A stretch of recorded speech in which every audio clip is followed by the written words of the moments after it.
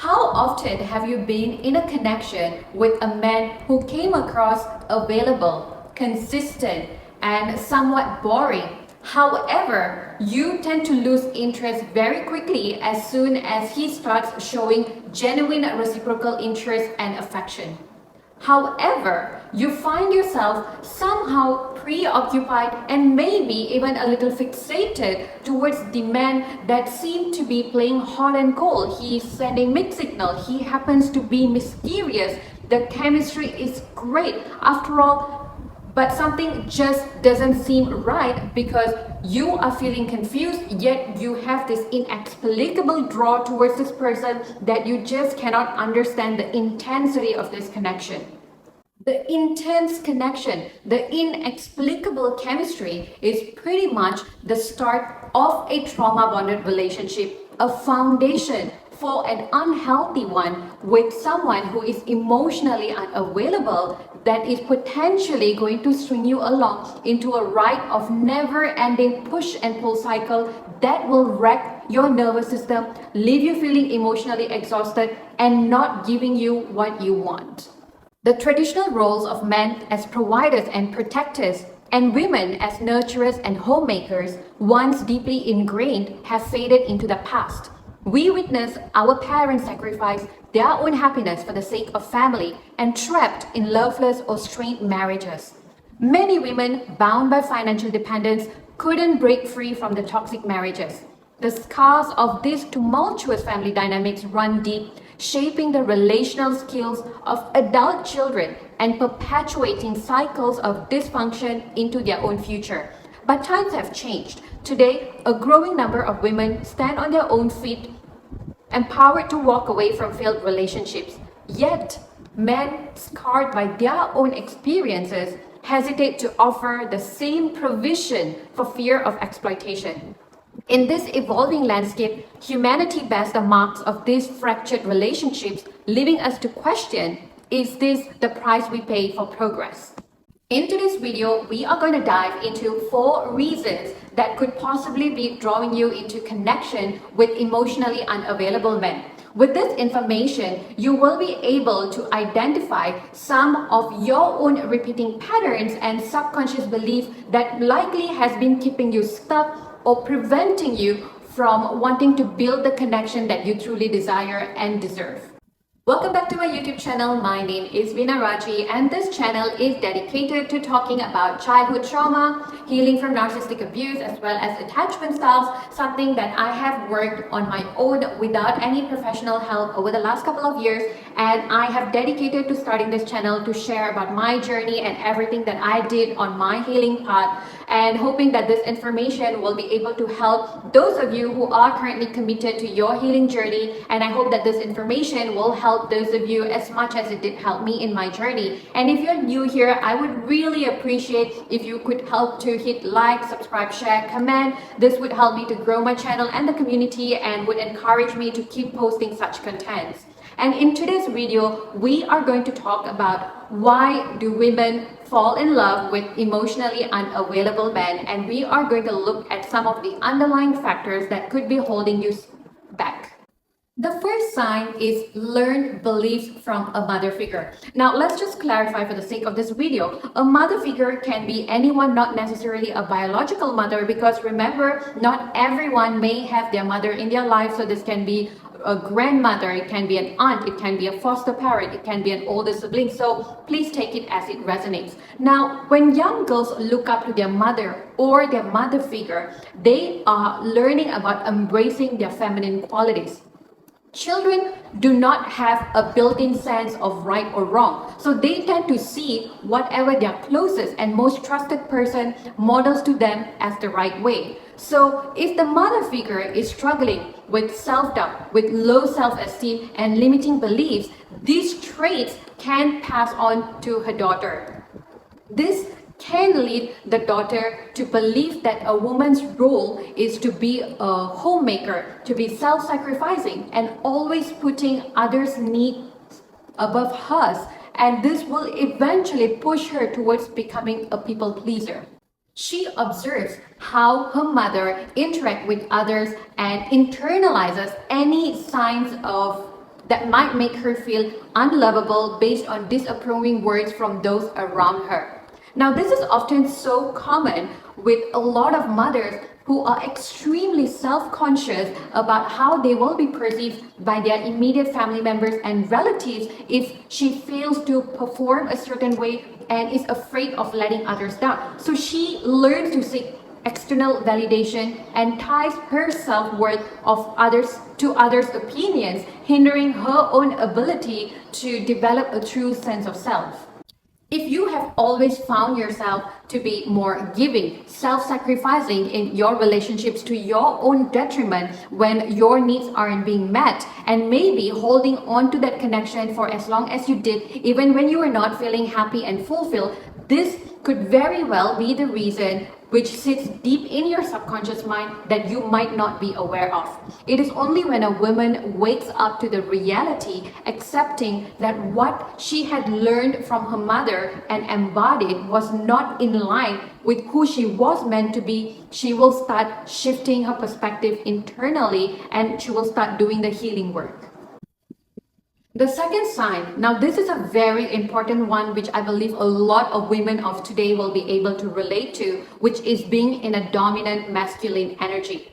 Now, for a lot of women for the longest time, in the last few decades, they have been pushed to operate in their masculine energy. And it is my belief that no woman ever wants to be in a masculine energy all the time. However, for some women, they simply don't get to choose, but to rather come to terms and accept what life has handed them with and step into their masculine energy to work hard and provide. And this is especially the case for women who have been widowed or they are divorced or separated from their partner and they probably don't really have much support around them.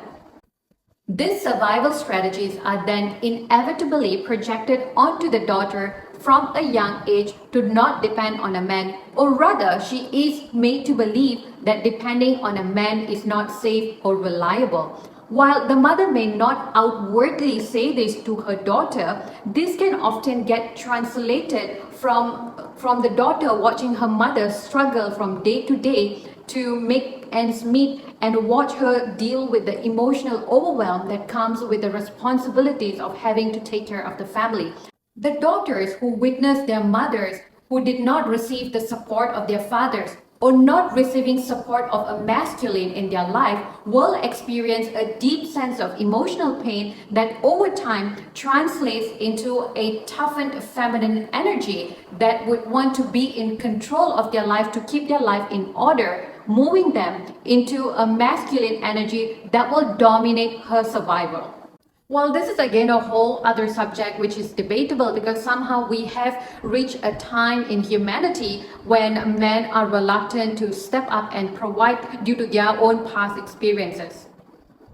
Unfortunately, women that operates predominantly in a masculine energy will repel a man with strong masculine energy with her I got it all attitude that doesn't make way for a man to be there for her because that is just not something that she's familiar with, but rather she would be more comfortable with a passive man, with an emotionally unavailable man, because that would further reaffirm her own subconscious belief that men are not reliable, connecting the dot to her own mother's struggle. So in the end, it does become a self-fulfilling prophecy that men are bad or men are not reliable because she is operating from her belief that no one is going to be there for her.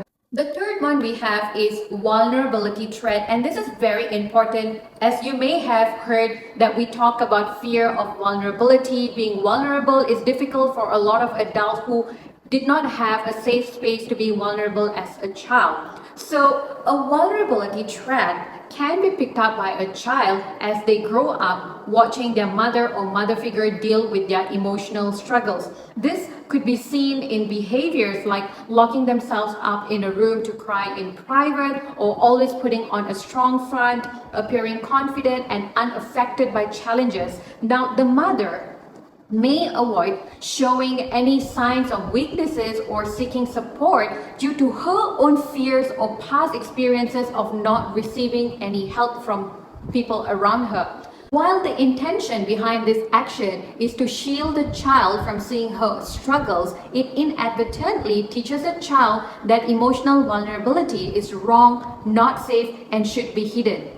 Now, for example, a daughter observing her mother suppressing her emotions to appear strong may grow up to believe that having vulnerability or showing vulnerability is a sign of weakness, and she would go on to build these emotional barriers around her to protect herself. And unfortunately, this patterns often intensifies for women as they hit the age of 30 and above due to the weight of their past experiences and relationships. This also makes it really challenging for these adult daughters to build a healthy emotional connection in their romantic connection, and this would often require some level of patience, awareness, and healing to be done. And this would be possible if they are fortunate enough to be in a connection with a man who is emotionally healthy and secure, that can hold space for them, which would allow them to feel safe enough to open up and allow them into their inner world.